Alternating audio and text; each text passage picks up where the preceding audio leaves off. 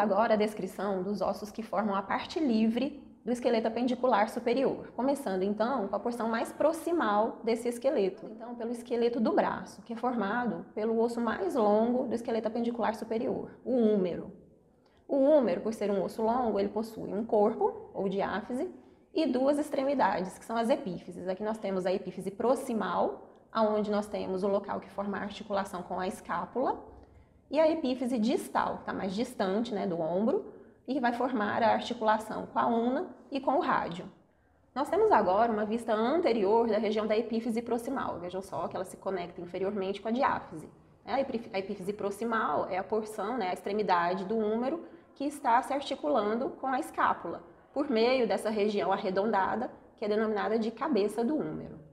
À frente da cabeça do húmero, nós temos uma elevação óssea arredondada, denominada de tubérculo menor, um local muito importante para a fixação de músculos que movimentam os ombros. Lateralmente, nós temos o tubérculo maior, também um local importante para a fixação muscular.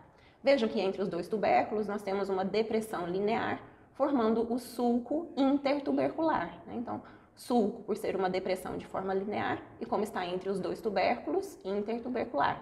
Por esse sulco passa um tendão importante que vai se fixar lá na escápula, que é o tendão da cabeça longa do músculo bíceps braquial. O húmero possui dois colos. O colo é sempre uma região mais estreita que liga geralmente uma cabeça ao restante do corpo de uma estrutura. Observem que nessa região entre a cabeça e o restante da epífise existe um estreitamento. Esse é o colo anatômico do húmero. Entretanto, no finalzinho da porção mais distal da epífise, antes de começar a diáfise, nós temos um outro estreitamento, um local onde o húmero é um pouquinho menos resistente e que sofre fraturas com uma certa frequência. Esse é denominado de colo cirúrgico. Agora eu vou virar, olha só, uma vista lateral, o húmero, para a gente conseguir visualizar melhor, né, o tamanho do tubérculo maior do húmero. Veja como ele é bem avantajado, por isso ele é maior do que o menor, né? E aqui novamente o estreitamento formando o colo cirúrgico do húmero. E vejam nessa vista medial como a cabeça do húmero, né, é bastante arredondada e ela se encaixa lá na cavidade glenoidal da escápula. Então vamos agora sair dessa vista anterior da epífise proximal e descer em direção à diáfise. Vejam que nessa porção mais lateral existe uma estrutura mais rugosa, né, voltada para a lateral. Essa é a tuberosidade para o músculo deltoide, um local onde esse músculo se fixa. É um músculo muito importante lá da região do ombro. Saindo agora da vista anterior da diáfise para uma vista posterior, vejam que nós temos uma depressão de forma linear, né, na região mais média desse osso, que é denominada de sulco para o nervo radial. É um local onde o nervo radial tem íntima relação com esse osso, tanto que forma essa depressão de forma linear. Então, voltando agora para a vista anterior da diáfise, vamos descer um pouquinho mais em direção à epífise distal desse osso, o local, né, a extremidade mais afastada lá da região do ombro. Na vista anterior da epífise distal, nós temos várias estruturas importantes aqui no húmero. A primeira delas é essa região mais lisinha e que forma dois tipos de elevações. Essa região é o côndilo do húmero, que vai formar as articulações com a una e com o rádio. O côndilo do húmero é dividido em duas estruturas.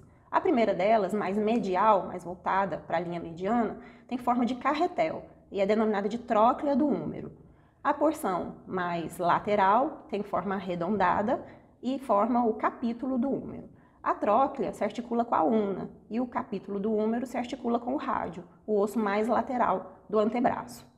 As porções que estão mais ao lado do côndilo do húmero, levemente acima desse côndilo, são denominados de epicôndilos. Epi quer dizer acima, né? Então acima do côndilo, epicôndilo. O epicôndilo que está voltado para a linha mediana é o epicôndilo medial, ele é levemente maior do que o epicôndilo voltado para fora, né? Para longe da linha mediana. Esse é o epicôndilo lateral. Os epicôndilos são locais importantes para a fixação de músculos que vão lá para a região do antebraço. Logo acima do côndilo do húmero, né, mais relacionados com a tróclea e com o capítulo, nós temos duas depressões.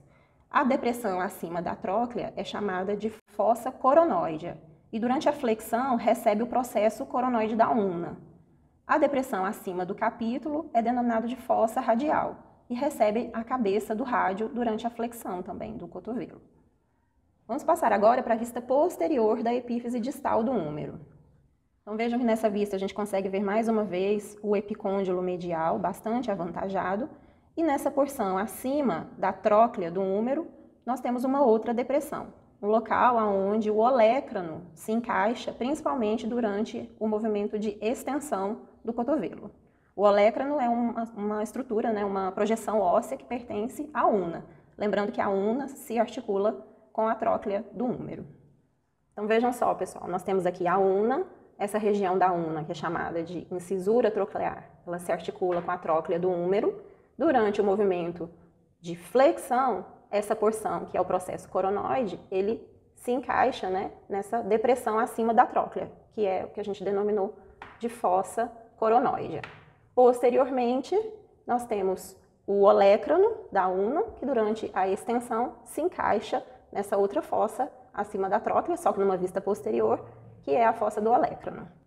Então vejam que mais lateralmente nós temos o encaixe da cabeça do rádio com o capítulo. Durante a flexão, a cabeça do rádio se encaixa com a fossa do rádio logo acima do capítulo. Aqui na região da epífise distal, nessa vista posterior, a gente consegue visualizar também um sulco bem avantajado aqui entre a tróclea e o epicôndilo medial.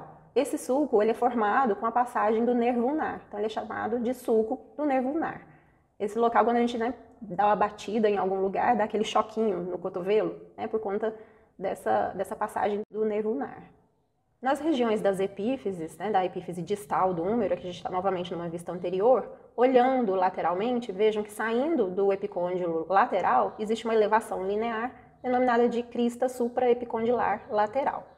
E olhando aqui medialmente, nós também temos uma outra crista, né, uma elevação de forma linear, que sai do epicôndilo medial. Essa é a crista supraepicondilar medial. Também são locais onde nós temos a inserção de músculos importantes. E para finalizar, voltamos aqui para a epífise proximal, na região dos tubérculos, né? Nós temos aqui o tubérculo menor anteriormente e o tubérculo maior lateralmente.